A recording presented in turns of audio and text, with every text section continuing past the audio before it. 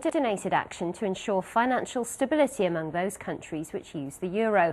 It's feared that if Greece were to default on its debts, it would hurt other EU countries struggling to recover from recession. Our Europe editor Gavin Hewitt reports.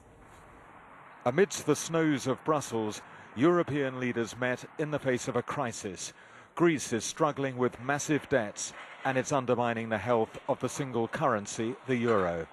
After an early meeting, there was announcement of an agreement to back Greece in its time of difficulty. We fully support the efforts of the Greek government and their commitment to do whatever is necessary. The problem is this.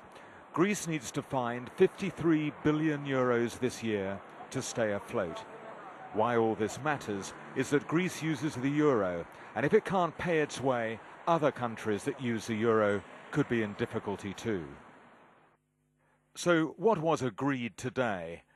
A pledge of support for Greece, a promise to take coordinated measures to defend the euro, and they want Greece to do more to cut its spending. In recent weeks, the government in Greece has announced a raft of austerity measures, from a freeze on public sector pay to a cut in allowances. Only yesterday, public sector workers were protesting against the cuts, and today taxi drivers went on strike. But the markets were unconvinced by today's rescue plan, and the euro sank again. The problems of budget deficits and debt levels throughout the eurozone are so severe that this crisis will rumble on, regardless of what eventual package might come to help bail out Greece. The key players in this euro crisis are the French and the Germans, but there's much that remains unclear. What funds would be available to back Greece if they were needed, and where would they come from? Gordon Brown was asked whether any British taxpayers' money would go towards propping up the euro. There is, of course, international support available. That was what we negotiated in London at the G20 in April, and it was pursued through to Pittsburgh. But the discussions at the moment are within the euro area. One thing is certain is that Greece will come under more pressure to reduce its spending. Gavin Hewitt, BBC News, Brussels. Well, joining us now from our Berlin studio is Professor Erwin Collier, an economist with the John F. Kennedy Institute. Thank you very much for joining us this evening. How much of this collective effort is to do with maintaining confidence in the euro? I think quite a bit has to do with maintaining confidence in financial markets in general. It's no coincidence that both France and Germany, as well as Switzerland, hold big chunks of Greek government debt.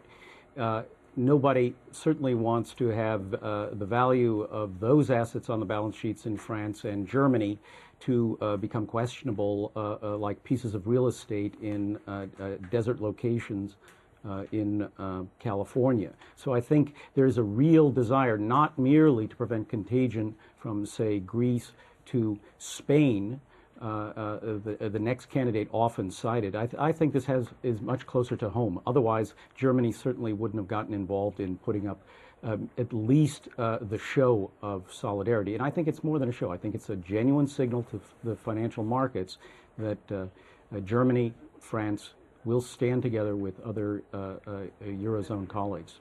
What would be the effect of just letting Greece go under? Well, what that would do is create enormous uncertainty with regard to other similarly situated economies, such as Spain. So what you find is, as investors become less certain about whether or not they'll see their money, whether there would be a default coming up, then they're going to demand higher interest rates for Greece. If Greece wants to ever show its face again in international capital markets, the cost of entry will be higher interest rates. So being in a tough fiscal situation where you're not being able to pay the bill to find out that you have to even pay higher rates of interest, that will make the fiscal challenges you face even more difficult. What does Greece's problem do to highlight the difficulties with the euro and the way it's run? Well, from the very beginning, as the euro was introduced, there was a blind eye to the necessity for a fiscal coordination, that things remained terribly implicit. And so we find ourselves in this sort of situation where there is no real good mechanism. What we're seeing is improvisation.